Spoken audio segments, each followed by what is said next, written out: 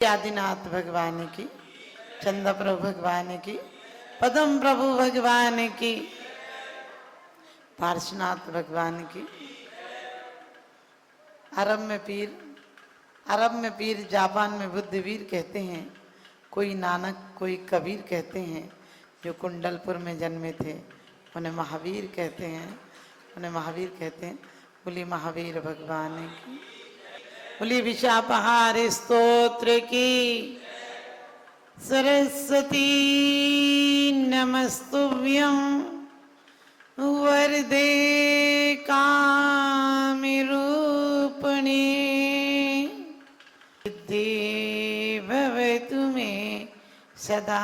बोली जिनवाणी माता की। ऐसे संतों की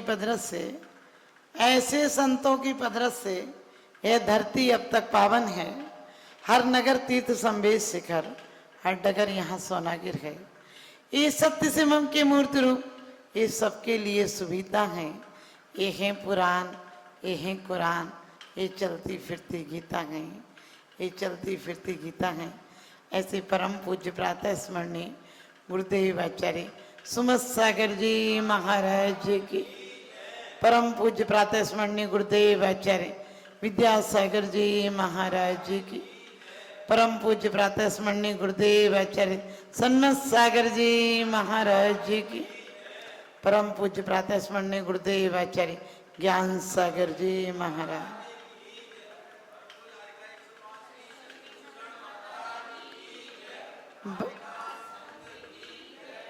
वंदिते मुच्यते जीव शममो निर्ममात् क्रमात् तस्मात् सर्व प्रयत्नेन निर्ममत्वं विचिन्तेत। कहते हैं वंदते मुच्यते जीवो सम्मो निर्ममात् क्रमात्, कि राग से बंद होता है और निर्ममत्व भाव से मुक्ति होती है। तस्मात् सर्व प्रयत्नेन, कह दिया आप तुम जो चाहो वो करो, तुम्हें जो रुचे वो करो, क्योंकि यदि निर्ममत्व रहोगे तो बंधन नहीं होगा और ममत्व रहेगा तो बंधन होगा। संसार में रहना कोई बुरी बात नहीं। लोग कहते हैं संसार माया है, मैंने कही संसार कहाँ माया है। संसार में कला होना चाहिए जीने की। जीवन मिलता है, जीवन संभावना है। जन्म सबको मिलता है, जीवन संभावना है। किसी को मिलता है, किसी का खो जाता है। अधिकांश लोगों का खो जाता है और जिन्हें मिल जाता है, जो पा लेते हैं, जो निर्ममत्व भाव से पा लेते हैं, उनकी हम पूजा करने लगते हैं, उनकी हम मूर्तियां बना देते हैं। एक बीज यदि दूसरे बीज की कितनी भी पूजा करे वो वृक्ष नहीं बन पाएगा, जबकि उस कला को नहीं सीख जाए, जब तक वो उस प्रैक्टिकल रूप में अपने आप में नहीं ले आए। तो हम कहते हैं संसार बंधन का कारण है। संसार बंधन का कारण नहीं है, हमारा ममत्व भाव बंधन का कारण है। इसी युग में लोग कहते हैं माया की गांठ बड़ी है, माया ने भरमा रखा है। मकान ने, दुकान ने, परिवार ने कहाँ भटकाया है। परिवार की क्या ताकत है किसी को भटका दे। 96,000 रानियां नहीं भरमा पाई, फिर यहाँ तो एक अच्छी भली बुरी भी भरमा लेती है। लेकिन लोग कई बार कहते हैं पत्नी भरमा लेती है। मैंने की पत्नी धर्म साधना में कारण बन जाती है, विवेकी हो तो। क्योंकि जिसे बीना बजाना आता है वो बीना से अच्छे स्वर निकाल लेता है, और जो बेवकूफ होता है बुद्ध बनकर जियो, बुद्धू बनकर मत जियो। क्योंकि जो बुद्धू बनकर जीते हैं वो भी बीणा को तोड़ देते हैं, और जो बुद्धिमान होते हैं वो भी बीणा को तोड़ देते हैं। एक इतना आनंद लेते हैं, इतनी आनंद से बीणा बजाते हैं कि वो आनंद में बीणा टूट जाती है। वो है अयोग केवली, और एक रागी है जो बीणा को बजाने की कला नहीं जानता है। जीवन भर बेढंगे स्वर निकलते हैं और वो बीणा टूट जाती है तो परमात्मा को दोष देने चला आता है। क्योंकि संस्कृति कहें आप, रात दिन, सूरज चांद जमीन कुछ झूठी नहीं है, ये सब प्रकृति में है और ये सब सच्ची है। लेकिन हमने नोट बनाए हैं, नोट छूटेंगे, धन पैसे छूटेंगे, मकान छूटेंगे, पद प्रतिष्ठाएं छूटेंगी, ये सब हमारी पसंद है, आदमी की पसंद है, आदमी की विकृति है, इसलिए ये सब छूटेगी। आपने देखा होगा कभी आदमी ऐसे पागलों की तरह लगा रहता है पद के लिए, देखा छोटे से छोटे अपने नौकर के भी हाथ जोड़ के आएगा कि ख्याल रखना, हमें वोट देना, हमें जिताना, हमें एक बार लाना।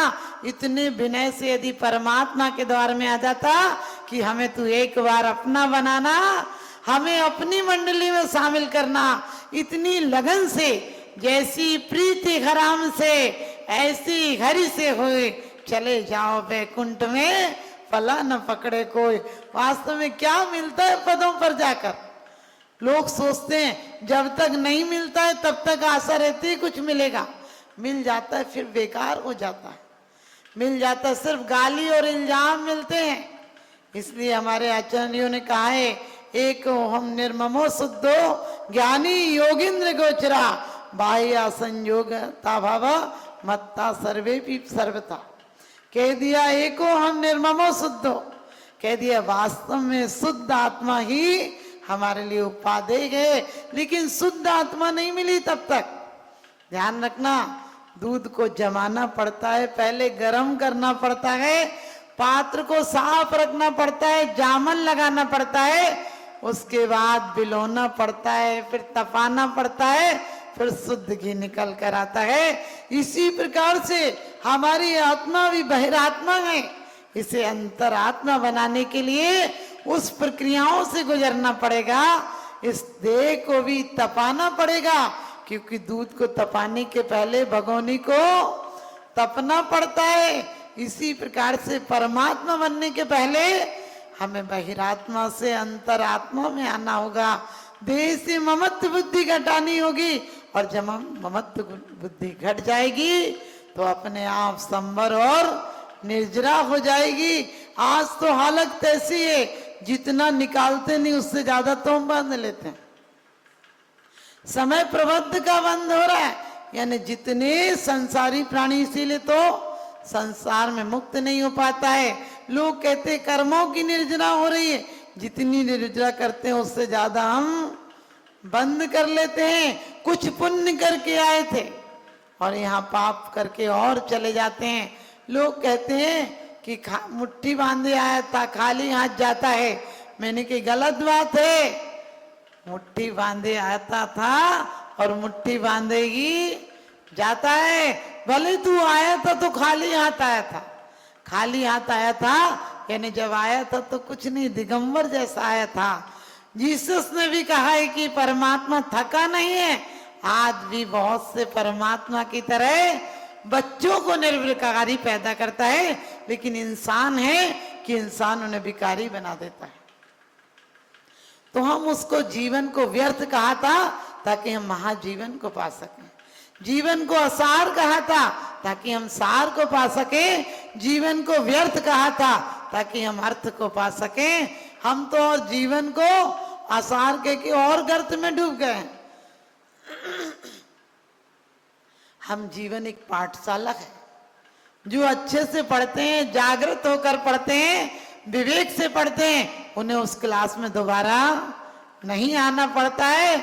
जो अज्ञानियों की तरह पढ़ते हैं, जो पढ़ते ही नहीं, मस्ती मारते हैं खाने पीने में, और कहना चाहिए मौज मस्ती में समय गुजारते हैं, उन्हें बार बार उसी क्लास में बैठना पड़ता है। लेकिन रागी तो वैसे हैं, रागियों को लगता है इतने लोग हैं, अरे अपन एक बात और भी तो इतने लोग यदि इसी रास्ते पर जा रहे तो रास्ता गलत थोड़ी होगा। अपनी हालत उन विद्यार्थियों की तरह है जैसे कोई 2-4 बच्चे पास हो जाएं और बाकी 50 बच्चे मूर्ख और उसी क्लास में हो, तो कहते जाने देना, एक आज चला गया तो क्या होगा, अपन तो मस्ती से इसी में रहेंगे। एक बाप ने बेटे से कहा कि अब की रिजल्ट अच्छा नहीं आया तो तू मुझे मुंह मत दिखाना, मुझे बाप मत कहना, समझ लेना। तो बोला ठीक है। उसके बाद रिजल्ट लेकर आया तो पिताजी ने कहा क्या हुआ? बोले सरपंच का लड़का फेल हो गया। तो उसने कही तू अपना बता। कहने लगे मंत्री का लड़का फेल हो गया। तुमने कि तेरे से पूछ रहे तू क्या हुआ? बोले कि तुम कोई विशेष हो क्या? आप समझ गए, तुम कोई विशेष हो क्या तुम्हारा लड़का पास हो जाएगा? आप भी ध्यान रखना, अपन भी यही सोचते हैं कि यहाँ राजा महाराजा सब मर गए तो अपन भी मर जाएंगे, लेकिन कमा के मरेंगे। हम उन बुद्धुओं की तरह हैं। एक बाप ने तो उम्मीद की थी बेटे से, कहने लगे अच्छे नंबर लाना ताकि मैं भी सिर उठाकर चैन से रह सकूं। बेटे के नंबर अच्छे नहीं आए। बाप ने बोला कितने नंबर आए? बोला तकिया लगा लो ताकि सिर उठा सकूं। आप समझ लेना, ऐसी हालत है। हम ये तकियों की तरह लगा रहे हैं, धन संपत्ति में जीवन गंवा रहे हैं, सोकर नहीं जाग कर गंवाएंगे। इसीलिए आचार्यों ने कहा कि संयम सिर्फ किसका नाम है? अप्रमाद का नाम संयम है। और मुनि को इसीलिए कहा अप्रमत्त अवस्था में, ध्यान की अवस्था में यदि प्रमाद में भी आना पड़े उन्हें तो सिर्फ उतनी देर के लिए आते हैं जितना कि अप्रमाद में जाने को सहयोगी हो। आहार करते करते भी, मुनि को कहा है कि मुनि आहार करते करते भी आहार में लिप्त नहीं होते हैं। कहा है तिन सुतिर मुद्रा देख मृगगण उपल खाज खुजावते। और कहा है साधु बोलता हुआ भी नहीं बोलता, साधु चलता हुआ भी नहीं चलता है, रागी बैठा रहे लेकिन मन चलता है, और त्यागी चले लेकिन मन स्थिर रहता है। कोई चिंता की बात नहीं। लोग कहते हैं घर में हम कैसे रह सकते हैं निर्ममत? ध्यान रखो, एक ड्यूटी कर्म फर्ज अदा करो, लेकिन उसे ममत्व भाव से मत भोगो। और क्योंकि कहा है कि जो समय जाग कर दिया जाएगा, जो शिक्षा हम दूसरों को दे देते हैं वो शिक्षा खुद के समय में काम नहीं आती है। जाके पैर न फटी बिमाई वाका जाने पीर पराई। वास्तव में जो शिक्षा हम कहते क्रोध मत करो, ऐसा मत करो, वैसा मत करो, लेकिन जब खुद को क्रोध आता है तो वो शिक्षा काम नहीं आती है। जब खुद को लोभ का आवेश आता है तो बेईमानी, चोरी, अन्याय, अत्याचार, गरीबों को शोषण कर लेते हैं। कभी ध्यान रखना, हरगिज कदम न रखिए गुनाहों की छांव में, और किसको मजा मिला है गुनाहों की राह में। कभी ऐसे काम मत करो, क्योंकि क्रोध में आकर टीवी और बीबी फोड़ देते हैं, फिर सुधरवाने जाते हैं। क्रोध भी आदमी का कोई स्तर ही नहीं रहा, कभी भी आ जाता है। नमक कम हो सब्जी में तो क्रोध आ जाता है, मोबाइल का चार्जर नहीं हो तो क्रोध आ जाता है, चप्पल टूट जाए तो क्रोध आ जाता है। यानी तुमने क्रोध का भी तो स्टैंडर्ड बनाओ, कम से कम कोई मुद्दों पर आना चाहिए। करना है तो एक बार क्रोध पे क्रोध करो कि क्रोध क्यों आया। कुत्ते की जैसी दृष्टि मत रखो जो दूसरे पर जाता है, सिंह जैसी दृष्टि रखो जो मारने वाले पर ध्यान देता है। हमें क्यों आया? हमारे प्रमाद से आया, हमारा ध्यान उस तरफ जाना चाहिए। तो वास्तव में जब कोहनूर मिला था, जिसको गोलकुंडा में कोहनूर का मिला था, और जिससे कोहनूर मिला वो कहते हैं कि एक उसके यहाँ मेहमान आया और उससे कहने लगा क्या तू भी ऐसे बंजर भूमि में, यहाँ तो कुछ अनाज नहीं उपजता, तो हीरा कमाने पूरी खेती बेचकर चला जाए। हीरा बहुत अनमोल रत्न होता है और तू चला जा। और कहते हैं कि वो गया, उसने पूरी खेती बेच दी, लेकिन खेत के कुछ एक आध कंकड़ था जो घर में उसके रखा हुआ था। और जब वह बहुत कई वर्षों के बाद लौटा तो अब खेत तो बिक चुका था।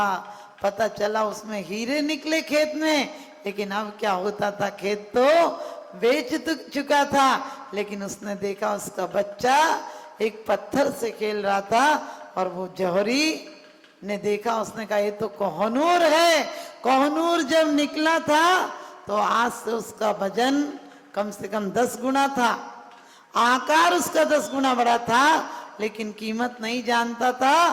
तो उस गरीब के यहाँ तो बच्चा चमकीले पत्थर से खेला करता था। समय व्यतीत हुआ और उसे तराशा गया। आज कोहनूर की कीमत करोड़ों गुना ज्यादा हो गई।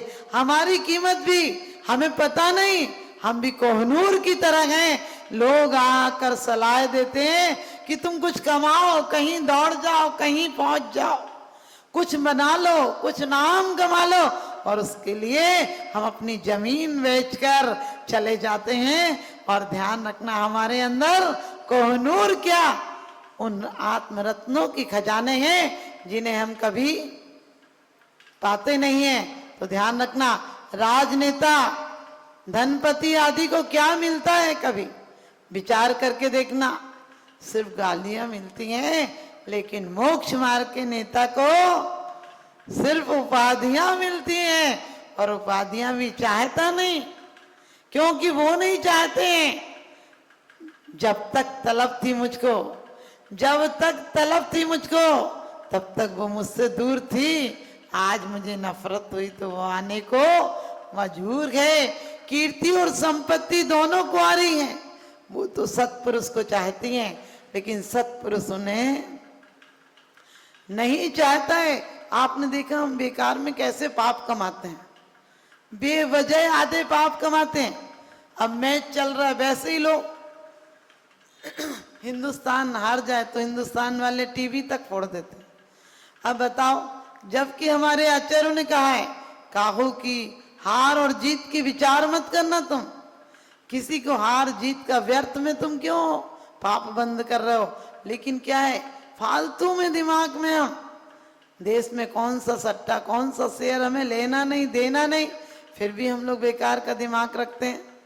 और इसी प्रकार से हम बेवजह ज्यादा पाप कमाते हैं। अपने परिवार के लिए कोई इतना पाप नहीं कमाता है, और तेरे यहाँ क्या हो रहा है, क्या हो रहा है, नहीं हो रहा है, इस सब के लिए। तो इसलिए आचार्यों ने कहा है कि संपत्ति कमाने में आरंभ होता है, और आरंभ उसको संपत्ति को रक्षण में भी बहुत आकुलता होती है। और यदि वो भोग छूटे, संपत्ति छूटे, तो भी बहुत दुख होता है। इसलिए एक बार वो संपत्ति कमाओ जिसे प्राप्त करने में भी निराकुलता होती है, समत्व भाव होता है, और आ जाए तो पूर्ण पूज्यता आ जाती है। अब हमें वो संपत्ति नहीं कमाना है, क्योंकि नजर जैसी रागी की नजर राग पर होगी, और त्यागी की नजर त्याग पर होगी। हो अर्ध निशा का सन्नाटा, वन में वनचारी चरते हो, तब शांति निराकुल मानस तुम तत्वों का चिंतन करते हो। रात रात होती है, वेश्या के लिए काम भोग का कारण होती है, चोर को धन हरण का, धन के लिए उपार्जन का काम होती है, और साधु के लिए आत्म धन के उपयोग का कारण होती है। लाश एक होती है, एक वेश्या मरी तो चोर सोच रहा था सब चले जाएं तो इसके जेवर उतार लो। एक कामी कह रहा था कि पहले मुझे पता होता तो मैं इसके यहाँ इतनी सुंदर थी चला जाता, और कुत्ता सोच रहा था ये जाए तो मैं इसका भक्षण कर लूं। और संत सोच रहे थे कि काश इसको थोड़े दिन पहले उपदेश मिल जाता तो इसका आत्मा का कल्याण हो जाता। इंग्लैंड बिल्ली गई है, लोगों ने आकर पूछा, बिल्ली तुमने क्या देखा इंग्लैंड में, तुम तो महारानी के यहाँ गई थी, इतनी सुंदर सुंदर सब चीज देखी होंगे। वो बोली कि बहुत अच्छा एक चूहा बैठा था वहां। आप समझ गए, बिल्ली को देखेगा तो चूहा दिखेगा, कुत्ते को दिखेगी तो बिल्ली दिखेगी, औरतों को दिखेंगे तो जेवर और साड़ियां दिखेंगी, उन्हें कितनी भी दे दो। और भूखे आदमी को होटल दिखेगी, और चमार को जूते दिखेंगे। क्योंकि हमारी जैसी नजर होती है हमें वही दुनिया नजर आती है। त्यागी को तो इसी संसार में मोक्ष नजर आता है। ऐसी ही परिस्थितियों में बुद्ध के लिए क्या कमी थी, आप सोच कर देखो, क्या कमी थी उनके राजभवन में। लेकिन एक बार एक मौत देखी और वैराग्य हो गया। जितने हमारे तीर्थंकर हुए, क्या कमी थी उनके यहाँ, लेकिन उन्होंने भोगों को देखा था, उनकी असलियत पहचानी थी। हम साधु, एक व्यक्ति ने कहा कि साधु से कि मेरा परिवार मुझे बहुत प्यार करता है। साधु ने कहा कौन किसको प्यार करता है, अरे मतलब की दुनिया होती है, वहां कौन किसी का होता है। धोखा दे देते हैं अक्सर वही जिन पर भरोसा होता है। और कहते हैं कौन कहता है किस्ते, कौन कहता है रिश्ते खिदमत के लिए होते हैं? अरे रिश्ते तो सिर्फ स्वार्थ के लिए होते हैं, रिश्ते तो सिर्फ स्वार्थ के लिए होते हैं।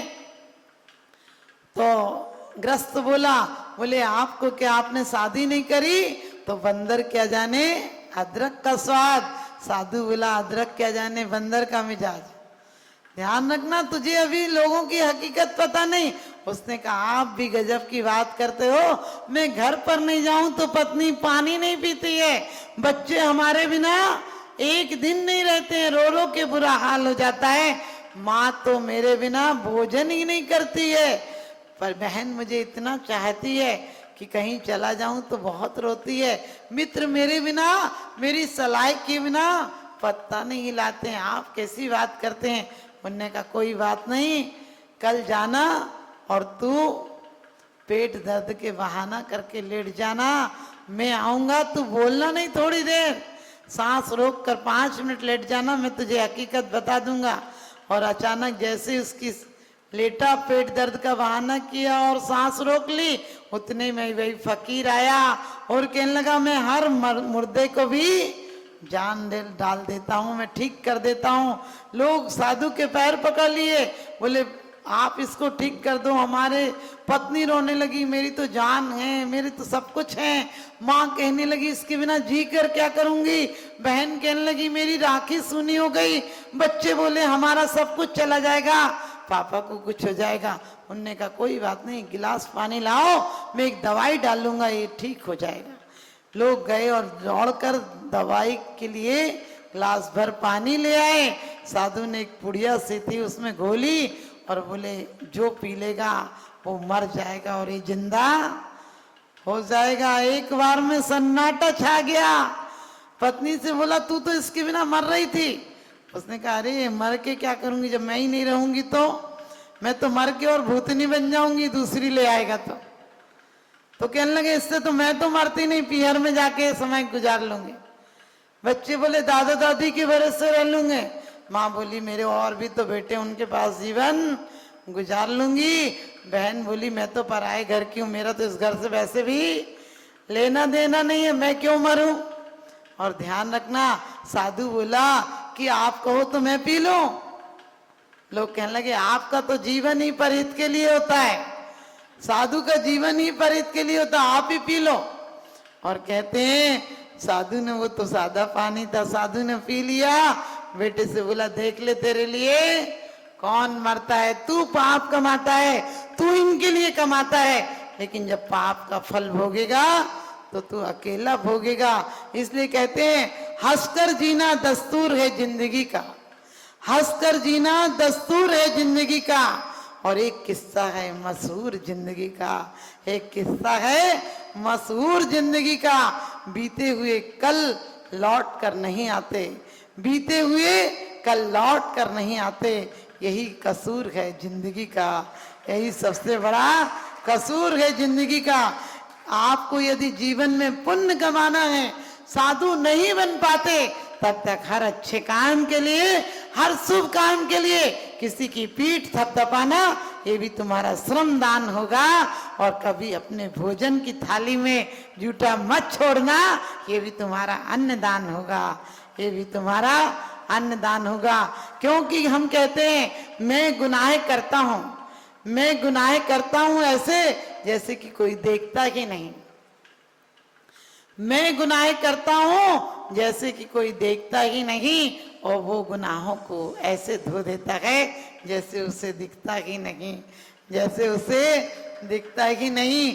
किसी के घर जाओ तो अपनी आंख को इतनी पवित्र करके जाओ कि उसके घर की बुराइयां नहीं देखो, और जब किसी के घर से लौटो तो अपनी जुबान पर इतना कंट्रोल करो कि उसके घर की बुराइयां कभी मत कहो। ये छोटे छोटे सूत्र हैं जो तुम्हें जीवन में महान बना देंगे। क्योंकि हमने आज तक जी जी कर देखा, एक बार सही ढंग से जी कर देखो तो हमारी समाधि हो जाएगी, और समाधि होगी तो हमारी एक दिन मुक्ति भी जरूर हो जाएगी। तो हम निर्ममत्व भाव को अपनाएंगे, हम राग के भाव हैं जी, और घर में रहते हुए प्रेम वात्सल्य से रहना चाहिए, लेकिन अपनत्व भाव, ऐसा नहीं कि हम मोह में आके दूसरों का बुरा कहें, ऐसे भाव रहेंगे तो हमें संसार में रहते हुए बंद नहीं होगा। इन्हीं स्वभावनाओं के साथ आप सब भी उस जीवन को अपनाएं, परिवार में रहते हुए परिणामों को विशुद्ध बनाएं और भव पार जाएं, एक दिन परमात्मा बन जाएं। आपके अंदर बैठे परमात्मा की जागृति हो, आपका जीवन भी प्रमाद में नहीं अप्रमाद में बीते, जितने अंशों में बीते उतना ही सही है। बोलिए आदिनाथ भगवान, नाथ भगवान की, बोलिए पदम प्रभु भगवान।